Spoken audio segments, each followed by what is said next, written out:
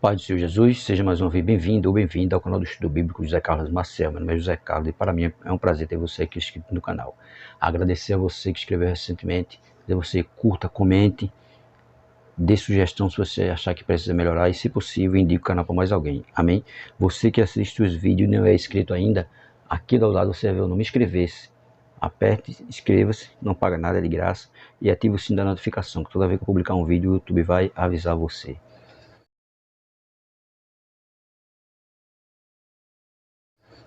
Nosso estudo de hoje será no livro de Tito, capítulo 1, versículo 10 a 16, que diz assim: porque há muitos desordenados faladores, vãos e enganadores, principalmente da circuncisão, os quais convém tapar a boca, homens que transtornam casas inteiras, ensinando o que não convém, por torpe ganância. Um deles, seu próprio profeta, disse: os cretenses são sempre mentirosos, bestas ruins, ventos preguiçosos. Este testemunho é verdadeiro. Portanto, repreenda-os severamente, para que sejam sãos na fé, não dando ouvido às fábulas judaicas, nem aos mandamentos de homens que se desviam da verdade. Todas as coisas são puras para os puros, mas nada é puro aos contaminados e infiéis. Antes, o seu entendimento e consciência estão contaminados. Confessam que conhecem a Deus, mas negam as obras, sendo abomináveis e desobedientes e reprovados para toda boa obra. Tá vendo? Os falsos mestres. O título é Combatendo os Falsos Mestres. O título nosso hoje é esse: Combatendo os Falsos Mestres. A introdução vai dizer assim: os presbíteros formam a linha de frente na batalha contra os falsos mestres, que gostam de falar muito e não estão interessados na verdade. Tito capítulo 1, versículo 10, né? Que diz assim: porque há muito desordenado, faladores vãos e enganadores, principalmente os da circuncisão, né? Que ele gosta de falar muita coisa, querer impor ao povo os rituais judaicos, mas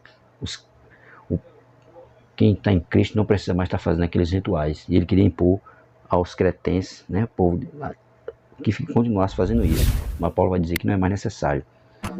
Aí vai dizer: o verdadeiro interesse desses falsos mestres é enganar as pessoas a fim de obter dinheiro ou fama.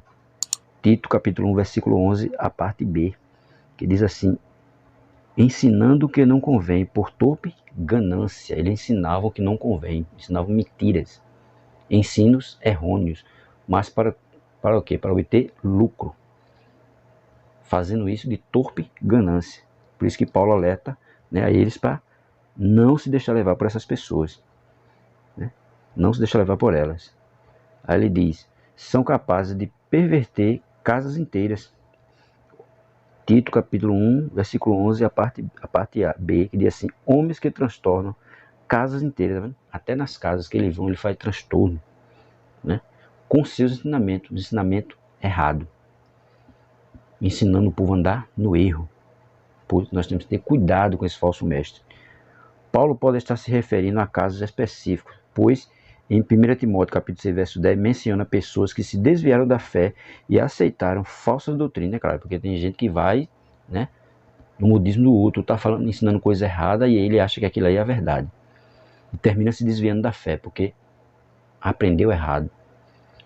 Foi pelos falsos ensinos. Então temos que ter cuidado para não ir pelo caminho do erro. E essas pessoas podem causar grandes estragos na comunidade cristã, é claro, pode causar grandes estragos na comunidade cristã, porque muitos, com esses falsos ensinos, terminam até o quê? Se desviando da fé e se afastando de Jesus por conta disso, por conta do falso mestre. Ali, os falsos mestres eram principalmente da origem judaica, razão pela qual Paulo chama de os da circuncisão, 1 Tito capítulo 1, versículo 10 e Tito capítulo 1, versículo 14, né? Porque há muitos desordenados, faladores vãos e enganadores, principalmente da circuncisão, principalmente judeus, falando coisas que não existem, falando besteira, falsos mestres. Só o quê? Só para desviar o povo do caminho. Porém, havia gente de outros grupos também. Referindo-se a esses cretenses, Paulo cita Epimenides, que viveu 600 anos antes de Cristo, poeta cretense, e que descreveu seus compatriotas como mentirosos, feras terríveis, ventos preguiçosos. Tito 1 e 12, né? Um deles, seu próprio profeta, disse: os cretenses são sempre mentirosos, besta ruim, vento preguiçoso. Epimenides, que viveu 600 anos de Cristo, já tinha falado a respeito dos cretenses, que eram dessa forma, né?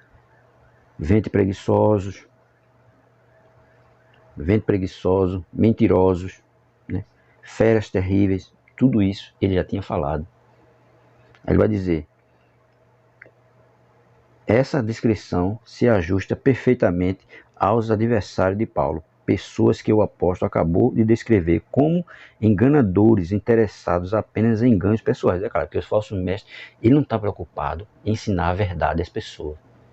Ele está só preocupado com ele mesmo, ensinar coisa errada e, acima de tudo, obter lucro sobre aquilo que ele está ensinando de errado. Ele não está ali querendo salvar ninguém. Não, ele está só ensinando errado para obter lucro próprio. Enquanto as pessoas terminam com esse ensino errôneo se desviando do caminho. Continuando, ele vai dizer, né? Essa descrição se ajusta principalmente com os adversários de Paulo. Por isso que ele estava dizendo. Por essa razão que Paulo chama Epimenides de profeta. Ele vai dizer aí: se ajusta perfeitamente aos adversários de Paulo, pessoas que o apóstolo acabou de descrever como enganadores interessados apenas em ganhos pessoais. É por essa razão que Paulo chama Epimenides de profeta. Ele não era profeta por ser profeta, não. Foi porque o que ele falou, ainda hoje, né, acontece. Falsos mestres que ensinam errado. É isso que Paulo vai dizer. Aqui o termo profeta é empregado em um sentido amplo. Epimenides não era profeta no sentido de ter recebido um chamado de Deus para falar em nome do Senhor, mas no sentido de ter pronunciado uma verdade que ainda continua, né? E valendo após centenas de anos. Após centenas de anos, ele falou em 600 anos de Cristo. E está valendo para hoje, né? Que os falsos profetas estão aí, ensinando coisas erradas, induzindo o povo ao erro. Ele não está ensinando coisa certa, está ensinando coisa errada. Os falsos mestres, ele não ensina a verdade. Ele ensina coisas erradas e termina o povo se afastando do caminho do Senhor por conta de que aprendeu errado. E Epimenides, né, falou uma coisa certa, falou a respeito dos cretenses que ele era aquilo. Mesmo muitos anos, muitos séculos antes, mas ainda hoje, ainda vale para ainda hoje. Por isso que ele diz, não tinha chamado do Senhor para aquilo. Mas ele pronunciou uma verdade que ainda continua valendo após centenas de anos, né? Porque desde aquela época já tinha os falsos mestres. E hoje, da mesma forma, ainda tem. Mesmo anos, séculos passados, 600 anos que ele tinha falado do santo de Cristo, no tempo de Paulo estava cheio de quê? De falsos mestres. E nos dias atuais nossos está cheio de falsos mestres. E nós temos que ter cuidado com os falsos mestres, para não entrar pelo caminho do erro. Paulo pede a Tito que exorta seus adversários para que sejam sadios na fé. Tito 1,13. Este testemunho é verdadeiro, portanto, repreende-os severamente para que sejam sãos na fé, para que sejam sãos, tenham entendimento e que tenham uma fé genuína e verdadeira, né? Enquanto houver vida, sempre há esperança de as pessoas retornarem para Deus, é claro, enquanto há vida, porque depois de morto não tem condições mais de voltar. Quem morrer sem Cristo não tem condições de estar perto de Cristo. Depois da morte segue-se o juízo, condenação para um e salvação para outros. Enquanto a vida ainda há esperança, né? Porque pode ainda voltar para Cristo, mas depois de morto não tem como voltar mais. Morreu, acabou-se. É condenação para um e salvação para outro. Por isso que ele diz: enquanto houver vida, sempre há esperança de as pessoas retornarem para Deus. O que é impossível aos homens é possível para Deus, é claro. O que é impossível pelo olhar humano é possível para Deus. Por mais que a gente ache que alguém pode não aceitar Jesus, ele termina aceitando, né? Porque como conosco foi a mesma coisa. Quem diria que um dia a gente ia aceitar Jesus? Mas nós aceitamos de uma forma ou outra pessoa. Enquanto está vivo, ainda tem uma esperança. Em seguida, Paulo dá algumas indicações sobre o ensino de seus adversários. Ensinavam fábulas judaicas. Tito, capítulo 1, versículo 14. Não dando ouvido às fábulas judaicas, nem aos mandamentos de homens que se desviam da verdade. Tá vendo?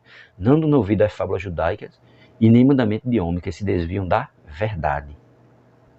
Os mandamentos de homens só fazem o quê? Se desviar da verdade. E a verdade é o quê? Jesus. A palavra de Deus. A verdade é a palavra. Jesus diz lá em João 17:17. Santifica na verdade. A tua palavra é a verdade. João capítulo 14, verso 6. Jesus diz: eu sou o caminho, a verdade e a vida. Tá vendo? A verdade é Ele. E a verdade é a palavra.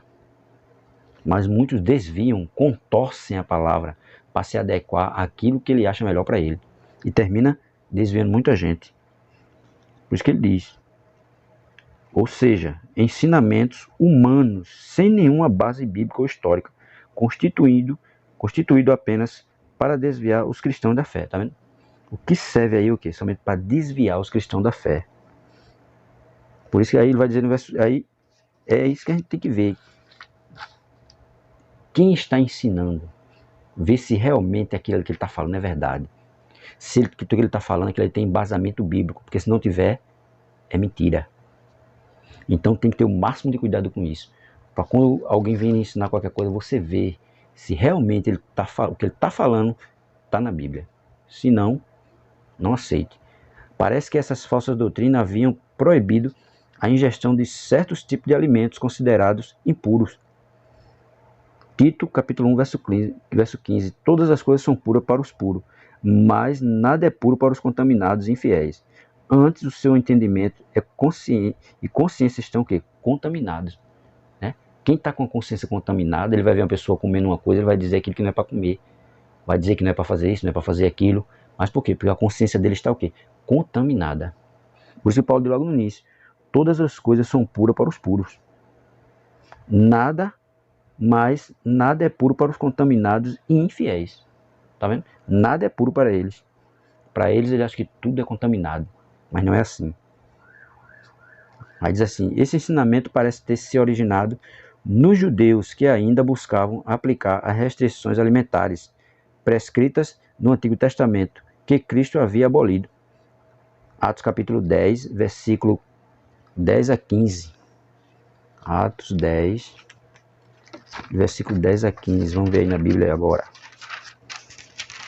Atos capítulo 10, versículo 10 a 15.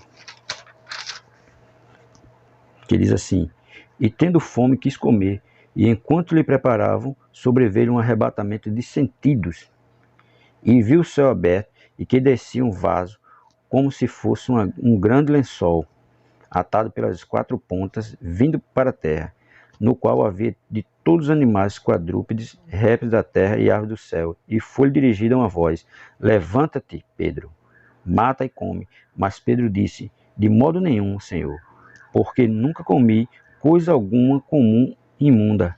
E segunda vez lhe disse a voz, não façais tu comum ao que Deus purificou. Tá vendo? Não façais tu comum ao que Deus purificou. Tá vendo? Então tudo é purificado por Deus. E eles estavam aí ainda a respeito de que comer e o que não comer. Mas só que Jesus aboliu isso. Para eles, ainda estava nessa coisa de isso não pode comer, aqui não pode comer, aqui não pode comer. Mas só que Jesus aboliu isso. Tudo é puro para os puros. E eles ainda estavam ainda questionando sobre isso. Aí ele diz, Paulo salienta que os falsos mestres não conseguiam chegar a um conhecimento da verdade, porque sua mente e consciência estavam corrompidos. Tá vendo? A mente do falso mestre ela está corrompida. Só quer ensinar coisas erradas ao povo, levando ao povo ao caminho do erro. Quanto a Deus, esses adversários professam conhecê-lo. Tito 1,16. Confessam que conhecem a Deus, mas negam com as obras, sendo abomináveis e desobedientes e reprovados para toda boa obra. Eles fingem que conhecem a Deus, mas não conhecem de verdade. Porque se eles conhecessem Deus de verdade, ele não estava ensinando errado o povo. Tem que ensinar a coisa certa. Mas apenas no sentido de que se declaram publicamente como cristão, seu comportamento, por outro lado, não condiz com suas palavras. Não importa a aparência apetitosa. Uma árvore ruim nunca produzirá um bom fruto. Ela pode estar bonita como for, mas se ela for ruim, ela nunca vai produzir um bom fruto. Dessa mesma forma, é o falso mestre. Chega com muita pompa, grande elegância, mas não produz fruto bom. Só produz frutos mal. Então, nós temos que ter cuidado com os falsos mestres. Os falsos mestres é um perigo, porque ele só vai ensinar coisas erradas. Coisas que vai fazer as pessoas se afastarem do caminho da verdade. E o caminho da verdade é Jesus.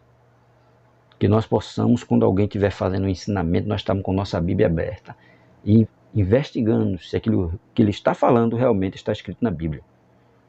Ou tem embasamento bíblico. Se não, é errado. Ele está ensinando coisas erradas e nós não podemos deixar levar pelo erro. Nós temos que deixar levado pela verdade. Santificai-vos na verdade, a tua palavra é a verdade. Então a palavra de Deus é a verdade. Temos que ser guiados por ela, porque ela é a nossa guia de fé e prática. Amém?